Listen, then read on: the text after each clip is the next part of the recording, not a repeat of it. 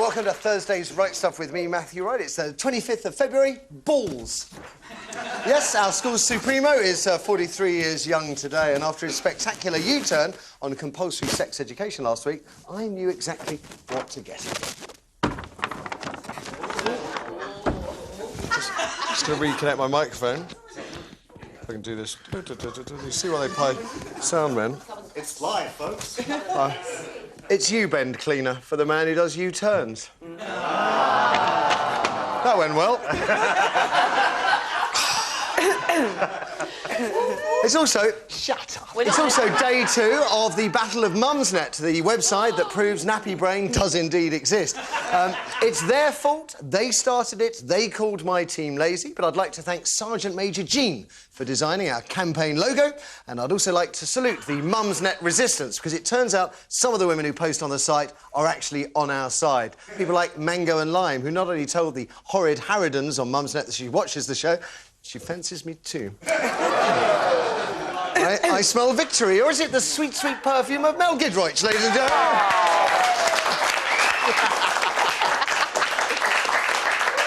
The TV turn who doesn't have a TV. I know.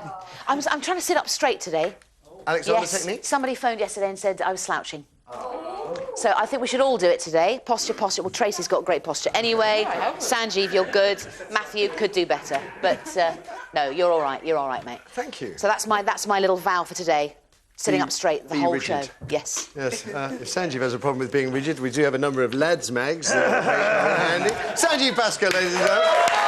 With Sanjeev's own coffee cup, then. Our coffee cup's not good enough for you? No, well, this is a fair trade coffee cup here, or you can put tea in it, or vodka.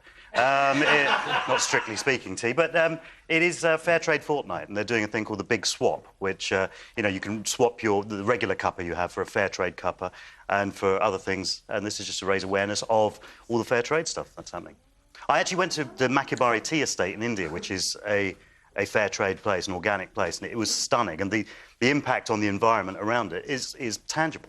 So you've actually seen the difference it makes? Absolutely, yeah. Because I guess I'm from the cynical side of the fence, and I was thinking, oh, yeah. Are you really? Well, no, I mean, fair trade, the essence of fair trade is very good. It's just whether or not it's... I don't know, why isn't it done all the time? Why isn't everything fair?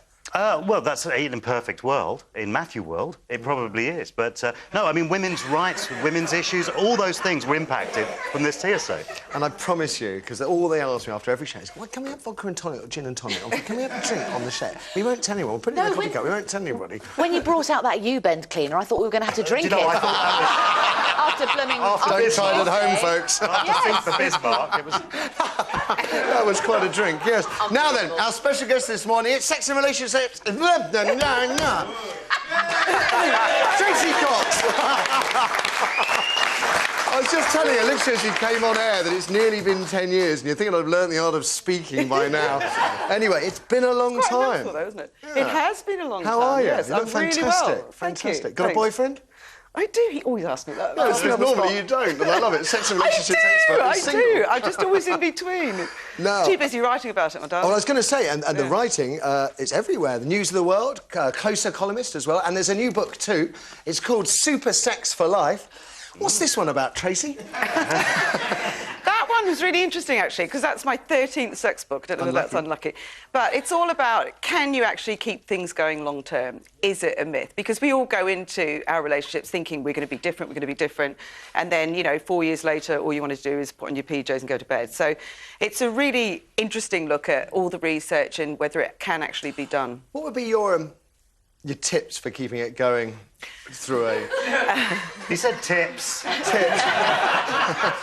For keeping the sex fun and interesting and engaging. What would you say to a young man about to set up on the journey that is marriage, for example? You, for instance. Yeah. Maybe. Do you know what the biggest thing you've got to remember is that we sort of operate under this perception that lust is spontaneous, that you're always just going to magically fancy your partner. And it's not. The hormones that keep it going, it's all hormonal. It's all to do with Mother Nature.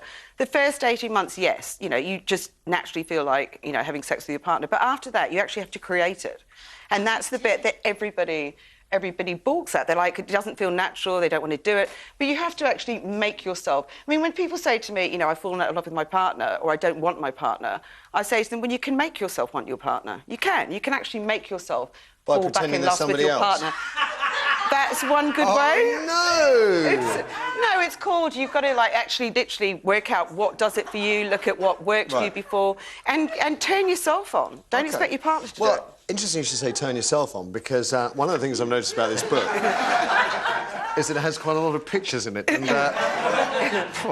certainly most of them are a little too strong for daytime telly, but not for daytime telly presenters. The question, though, is what about the rest of the Right Stuff regiment? Well, we secretly filmed their reactions. If we can bring it up here, there we go. That's Parveen. Parveen's default position is shot. And that's today's producer, who had an unhealthy interest in the book. We couldn't actually get him to put it down. Do you think the photos are an important part of the book, or distract from the words of wisdom? Well, I've done non-illustrated and illustrated. I like them, and I think they should be titillating. And I've had people say, why don't you use, like, you know, normal people, and why are they always so beautiful, and, you know, why are the shots all so styled? Because it's an aspirational book, and I like looking at beautiful pictures of naked people. So, you know, why not? We're all just nodding. Yeah,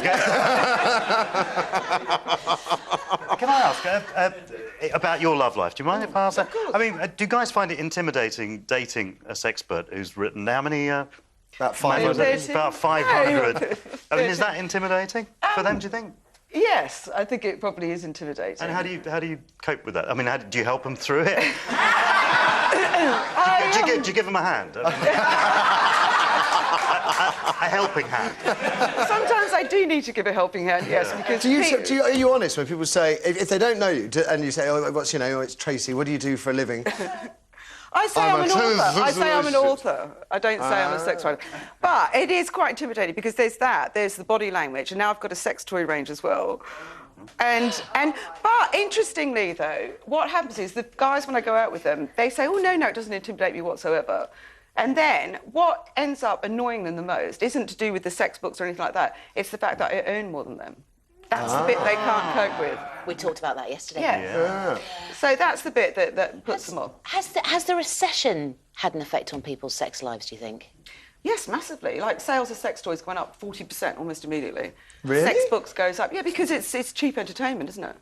You So know, you're suddenly forced. Not buying sex toys is cheaper entertainment. Yeah, but it is. Batteries and all sorts. The hidden costs. It's little luxuries. So they call it the lipstick effect. People won't go out and buy big things, but they'll buy little purchases.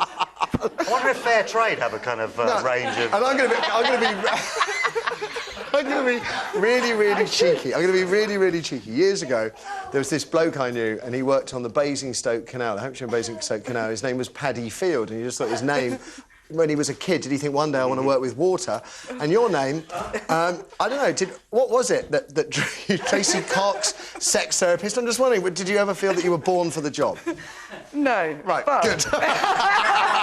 And also, I mean, I've had a few people say, oh, did you make it up? And it was like, I think I would have been a bit more inventive than that. Cool. But I think I blame my big sister, because she used to work for family planning. And I think, and she, like, honestly, when I was young... families, I don't know. And my brother used to be a private investigator as well and spy on people. So, but she used to make me read all these pamphlets, like, you know, how to put on a condom, how not to get herpes, and I was only like about 10 or something. So I don't know, I'm sure that's what made me so unembarrassed about sex, was my sister. OK. If only we could say the same, right, gang? OK, let's tell you... You're all right, Mel. Do you want to have a look? Pass it down to Mel. She hasn't got a telly, she could do with cheering up. I sense we're travelling into choppy waters on this show. OK, here's what's happening on the show this morning. After the break...